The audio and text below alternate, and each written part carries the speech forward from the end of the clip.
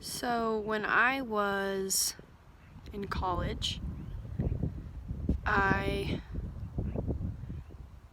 was really trying to figure out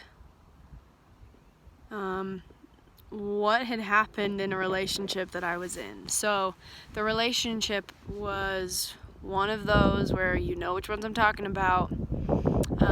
They last so long, and there is so much hurt and so much toxic energy exchanged, and there's just so much just hurt cycling within, and you're just stuck and you're like, what the actual heck? Like, how am I here? How did I get here? How did we get here? Like, I liked you 2 years ago and now I'm like, well, this is awful, but I'm stuck. And anyway, had a really horrible breakup, and that really kind of jump started my journey to answering the question, how am I responsible for my own happiness?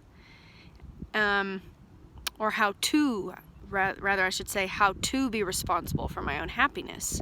Because at the very end of this whole relationship breakup, I was told that this person didn't want to be responsible for my happiness. And as a recovering codependent person, rather at the time I didn't know that I was codependent, but now as like just getting over what codependency meant and what it is and why I did it, why I was a part of it, why it was a part of me.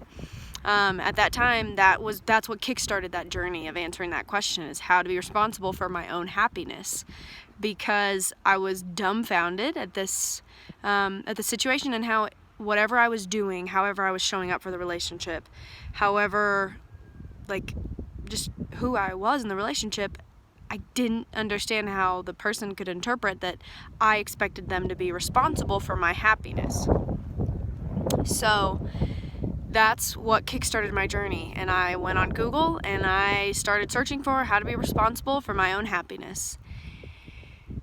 And it has led me on the most important journey of my life, which is the journey of climbing into the driver's seat. I've called it climbing within. I've called it becoming the driver. I've called it taking like hold of my life. Really just, and in other words, it's like becoming the conscious creator of my life. And that has been one of the most healing and empowering journeys I could ever go on. And so that's what all these videos and that's what this inner calling of mine is about, is to be that light for someone else, because someone was that for me at a time when I was hurt, sad, depressed, literally drowning in self-doubt. I can tell you about some times when I would sit and meditate and I would literally cry, because I would even if I was doing a guided meditation or something, or a journaling exercise, it would prompt, envision your favorite color, or answer color with your favorite color, or what is your favorite color. And I'm not kidding you guys, I literally broke down crying. Because I would just go in circles in my head. I'm like, favorite color. Well, I like blue, I like yellow, I like pale yellow, I like pale blue. Like, oh my gosh, what is my actual favorite color? Like, oh my gosh, I don't know who I am. It was awful. And if you feel that way, I hear you, I see you, I love you, and I'm here for you, because that's just the start. When you start seeking the answers, or when you just start asking the questions that lead you to figuring out or understanding or learning about or experiencing or creating yourself, that is the journey that you truly want to be on, because that is the only journey that matters. Because just as my last video said, right now in this midst of this crisis, we are all being called home. Literally, we all have to stay home. And however deep you can go with me on that message, we can talk. But whether that's the home you're dwelling, the people who are in your home, the people who you share home with, but really at the end of the day, it's like, what is in your heart and what is the home in your heart? And that is where your attention needs to be, because that is the root.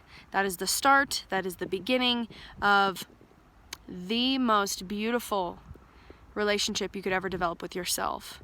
And this isn't for everyone, because not everyone had the experiences that created so much self-doubt. I did. I was raised by very loving parents towards me, but they weren't very happy with each other.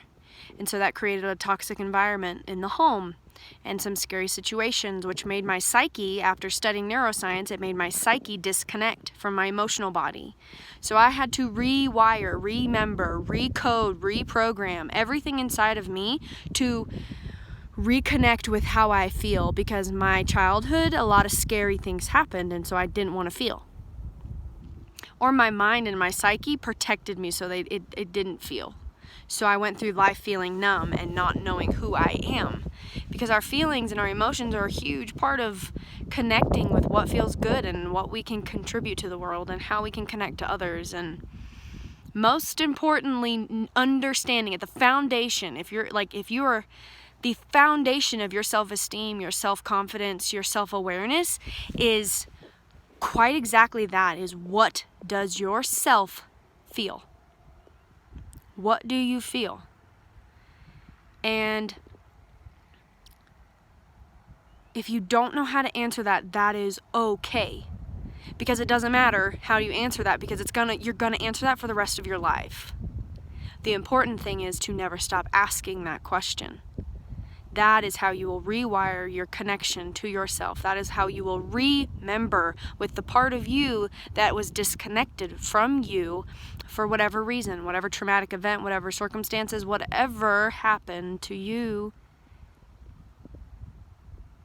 is in the past, number one. But number two, it's how can you reconnect with the part of you that was lost? And that is the ultimate self-love. If you want to know how to love yourself, continual, relentless asking of that question. How do I feel? How do I feel? What do I feel? What do I feel? And you literally have to turn on your feelings. If you feel numb, you have to reactivate what you feel. You have to reactivate and become sensitive to, again, your feelings. You have to sensitize yourself. You have to feel into it. And that's why meditation is a huge practice in my life. I walk through meditation in life. Interesting. That's an interesting way of saying that. But what I meant was I walk through life in meditation as much as I possibly can. Even just walking, doing a walking meditation or sitting and breathing. And just meditation to me is that reconnecting with the part of me that feels. It's helping me sensitize myself again. Rather than being desensitized, it's quieting my mind and your mind so that you can reconnect and rewire. And so that is what I want to share with you today. And I love you, we love you, the universe loves you, God loves you, you are so loved. And anything that I can do to help, let me know. Because I've been where you've been, and I know what it feels like. And I just implore you to just continue to ask the question, what do I feel? Relentlessly. Never give up on that question. Never give up on yourself.